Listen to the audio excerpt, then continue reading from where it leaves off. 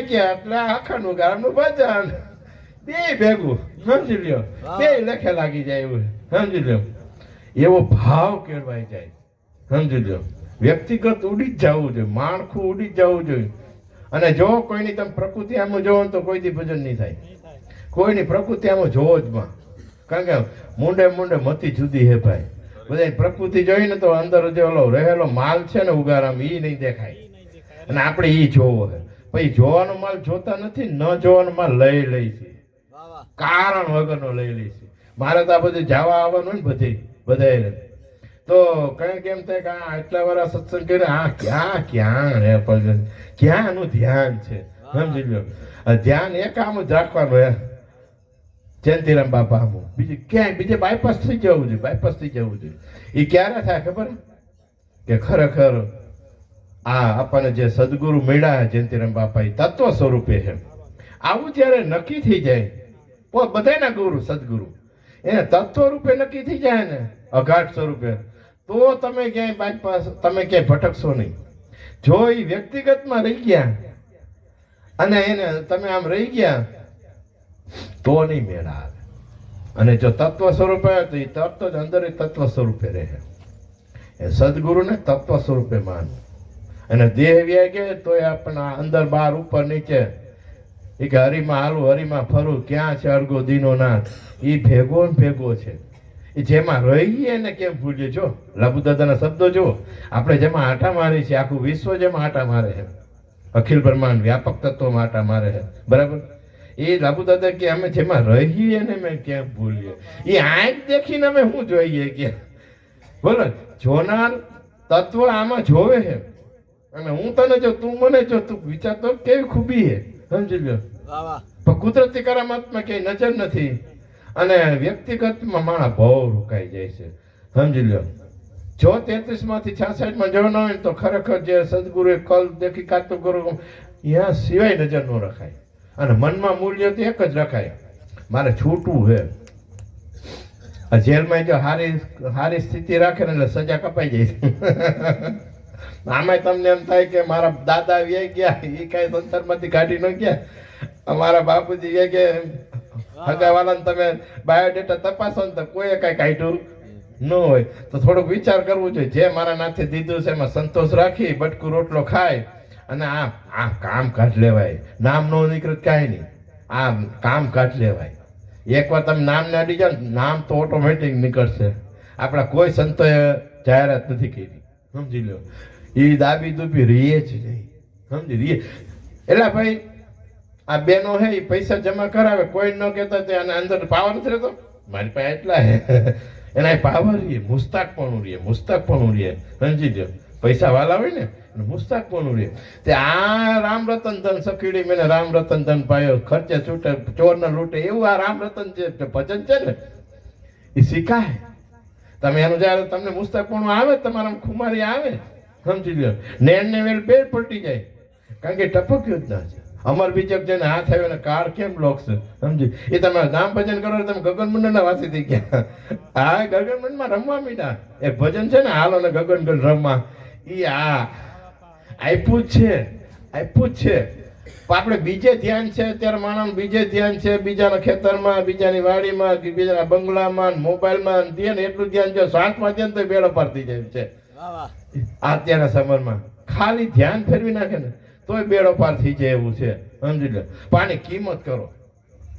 માણસ તમે જુઓ તો સેવા એટલી કરતા હોય, મને તો અનુભવ થતા હોય, સેવા એટલી કરતા હોય, સત્સંગ એટલો કરતા હોય, પણ ઘરે જે સ્થિતિ ફરી જાય, ઘરે જે સ્થિતિ અહીંથી જાય, આમ રામગીરી બાપુ શબ્દ આપે ને એ 500 શબ્દ આમ એક શબ્દ લઈને જાજો. પછી શબ્દ કેવો હોવો જોઈએ, તમને ઘરે જે હુવા ન દેવો જોઈએ. રામદેવ બાપુ સત્સંગ કરે ને એ 500 શબ્દ બોલે, મેં એક જ શબ્દ તમે ઘરે લઈને જવાનો. એ શબ્દ કેવો હોવો જોઈએ ખબર, કે તમને નીંદર ન આવી જોઈએ. અને એ એટલે કીધું કે ચિત્તમાં ચટકો લાગ્યા વિના કબૂ ન રીચે કીધા.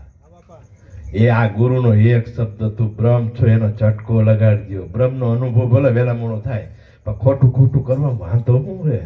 મારા ગુરુએ કીધું, કોઈ 20 રૂપિયા કોથળી પીવાળાએ નથી કીધું. ત્રણ લોકના નાથે મને સામે બેહારી નાથ પ્રગટાવીને કીધું કે હવે તું આદિવાસી નથી, તું કિસન્યો નથી, તું બ્રહ્મ છો, હું છો ઈ તું છો ઈ, આ બે સવાંગ છે. હારું ગમે એમ હોય હારું. આ એક જ શબ્દ ઓમ ગામ કે ને એ શબ્દ એને લાગી જાય. મને લે 5 માણસ ઉભા હતા મને આમ કહી દીધું, હવે પાછો મોકો મળે ને વારો કાઢો. સમજી લે. અને આ ગુરુએ કીધું એ એક શબ્દનો વિચાર ન કરે. જો વિચાર જ નહીં. વિના વિચાર સકલ જગ ભૂલા, જ્ઞાન વિના ગુચવાણા સંતો માયા મૂળે નહીં. બોલો વિચાર કરો. હે એ જ વાણીમાં કે ચેતન જાગ્યા તે બ્રહ્મ ભયા ઉજ્યારા. બોલો એ એક શબ્દ જો પકડાઈ ગયો કવરેજમાં અને એ જાગી ગયો, જાગી જવું એટલે હું ખબર, એના સિવાય કોઈ ચિંતન નહીં. એક જ નામ, એક જ દિશા, એક જ લક્ષ, એક જ ગુરુ. સમજી ગયા. અને એ વૈદ્યન બાપાને વાણે કે એને રાંગ રંગ ગમે નહીં, બીજી વાત ગમે નહીં, આને કહેવાય વૈરાગ. તમને ગમે ન જાય બીજું કાંઈ, પાછી કોઈને ખબર ન પડી જાય કે આ એકલો થઈ ગયો છે. આયા કરવાની. ચીમનભાઈ પકડ લાવો તો તમારી ઘરે પકડ લેવા આવ્યો ને, પકડ લઈને બોલ ટાઈટ કરીને પાછું દઈ દેવાનું. પછી ચીમનભાઈને પૂછવાનું તમે શું હાલે, કેટલા હાડું ભાઈ ને કેટલી પાટલા હું, એ ગયા તેલ લેવા. એ કાંઈ લાભ ન કરાય. આ માણાને કામ હોય 2 શબ્દોનું, ન્યા 2 કલાક કરે. ઓલા શું કરે પાટલા હું, એલા ભાઈ તું અહીંયા ઉખેરીને બેઠો એસીમાં ટેસી કરતા હોય. લેવા દેવા વગરની આપણી પ્રાણ શક્તિ ઉર્જા ખર્ચાઈ જાય છે. એટલે દેવારામ બાપા કે જાગો, આમ જાગૃતિ રાખો. કેમ મારા વિચાર આવા આવ્યા, મને કેમ આની ઉપર કભાવ થયો, મને કેમ અદેખાઈ આવી, મને કેમ કોઈક મારાથી ઊંચું બોલે તો મને અંદર દાજ ચડે છે. એવું જોતા જાઓ. જોતા રે જોતા કે મેળા મહાસાગરના મોટી. સતત જાગૃતિ રાખો, અંદર જાગૃતિ રાખો. દુનિયા છે ભાઈ, એ બધાય પોતપોતાની દુનિયામાં. આ વ્યક્તિગત દુનિયા જુદી, બોલો માનશો તમે, બધી દુનિયા જુદી. પણ આ એક દેશ એવો હોય પિન પ્રમાણથી પરચે ગુરુજી તમને દેખાડો એનો દેશ. એ એક દેશ એવો હોય ને ત્યાં કાંઈ નથી, નામય નથી, રૂપય નથી, ગુણય નથી, કોરો કડાક ચેતન. જો એમાં તમારું એકવાર પિન ભરાઈ જાય અઘાટમાં તો એ અમૃત છે, મરે એવું તત્વ નથી. એટલે ઈ નો મરે, તમે નો મરે, પિન ભરાવી એટલે એમ. હવે આ ઘાટ તો મરી જાય એમ છે. આની એને વાલ કરું તો હું તો મરી જાય. આની એને વાલ ન કરાય. આ જેને રમી રહ્યો છે, બોલી રહ્યો છે, અને બધે આમ આ પીળો ઝપક કેમ લાગે, બોલો છે તો અખંડ ઉગારા. એ અખંડ ઉગારા અમને જોતો થઈ જવાય. સમજી લ્યો. આ નો જોવાય તો ખૂટે જ નહીં. સમજ. અને પાછું અનંત જન્મથી કરતા આવીએ ને એટલે જટ દઈને મેળન ત્યાં આવતો. અનંત જન્મથી આ જ કરતા આવ્યા. આ જન્મ મરણ શું કામ નથી મળતું? જે આપણે જી છીએ ને એ ભૂલી ગયા. अपने आप को भूल के बंदा हैरान થઈ ગયો. માયા કે જાળ માં ફસા બંધા હેરાન ગયો. એટલે ગામ કે શબ્દ યાદ ન રખાય, ગુરુ કે શબ્દ યાદ રખાય કે તું બ્રહ્મ છો ભાઈ. અને બ્રહ્મ ની ખુમારી રખાય. ભલે અનુભવેલા મનો થાય પણ ખોટો ખોટો કહેવા તો મંડો.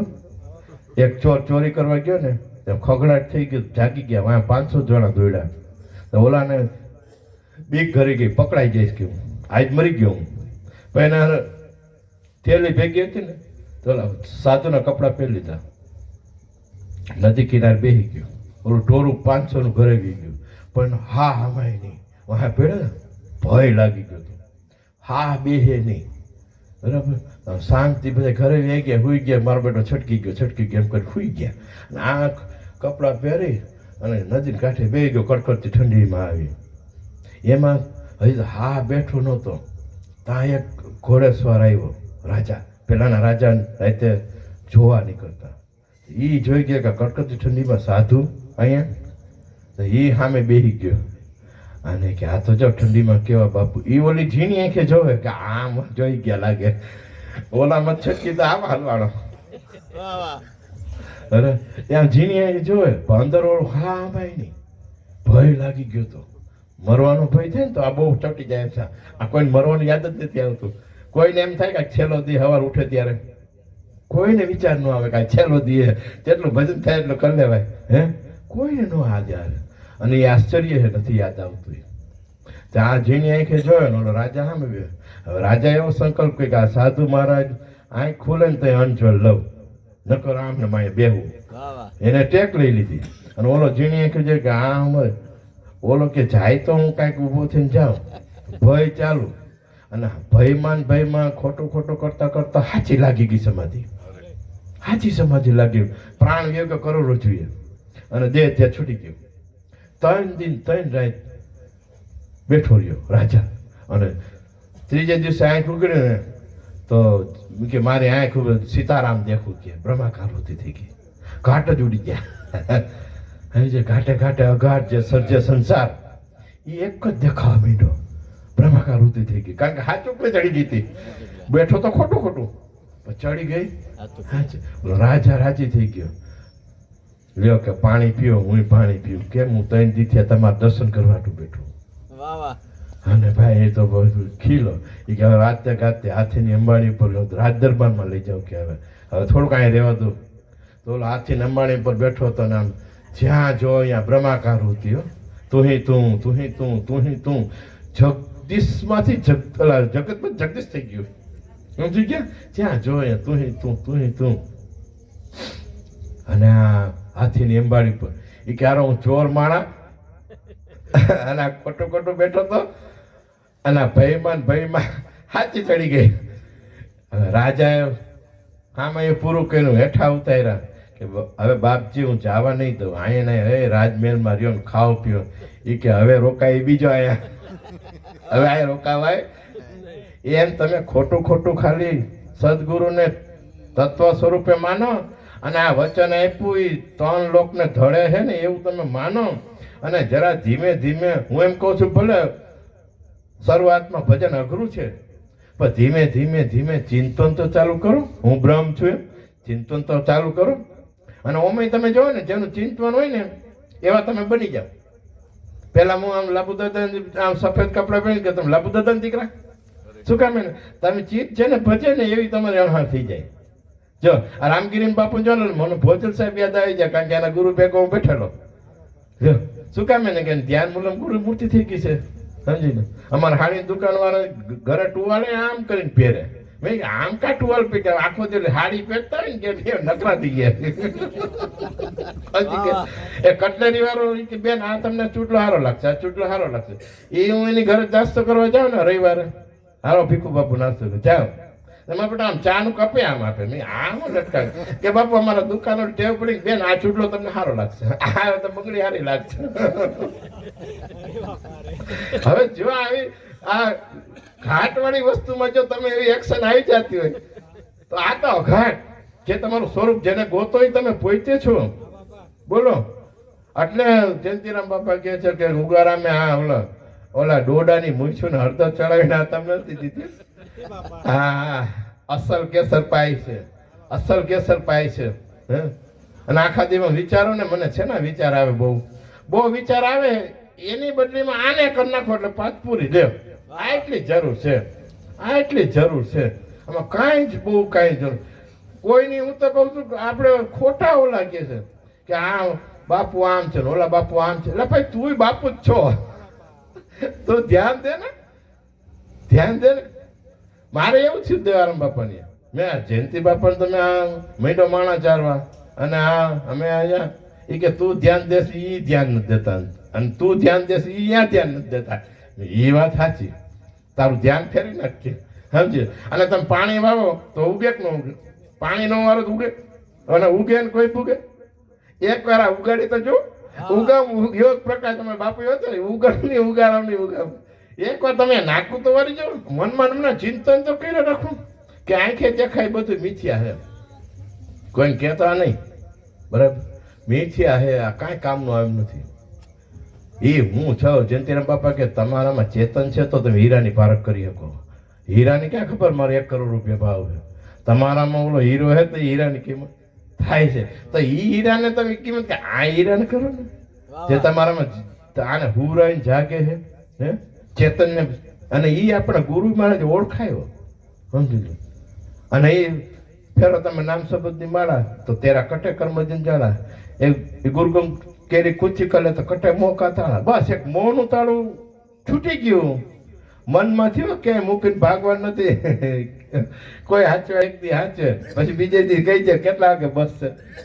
ખાલી મનમાંથી જ વાત કરવાનું છે. બરાબર. ઓલા આ ભાઈ બહેનો છૂટાછેડા થઈ જાય કેમ મનમાંથી વાત કરી નાખે હે? આપણો જમાઈ ક્યાં સુધી બેન હરખું હાલતું હોય ત્યાં દીકરી એને છૂટાછેડા કરી નાખે એટલે આપણા મનમાંથી નીકળી જાય છે કે નહીં હા મળે તો આ ક્યાં હારો મેળો હે એ કેવું વાત થઈ જાય? એમ 5 તત્વ તમે 25 સાલ એ બાદ કરો એ હું નથી. જો હું કીધું 5 તત્વ 3 ગુણ 25 સાલ વિચાર્યું જો કીધું જીવન બાપાએ એનું હું વિચાર એ હું નથી. 52 હું નથી.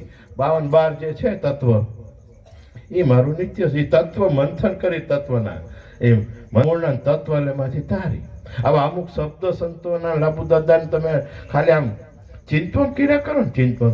હું જો જયંતિરામ બાપાને સામે બેઠો ને હોકારો દેવામાં ઘરે આવીને ઘરે લખી લઉં મેન શબ્દ હોય ને એ લખી લઉં પછી એકલો બેઠો હોય તેને વાંચું કે બાપાએ આ શબ્દ બહુ સરસ કીધું. આ શબ્દ બહુ આ શબ્દ હમણાં જ આ તરકરી કીધું કે કોઈને લેબોરેટરી કરવાનું જતા તમારે વિચારધારા તપાસી લેજો.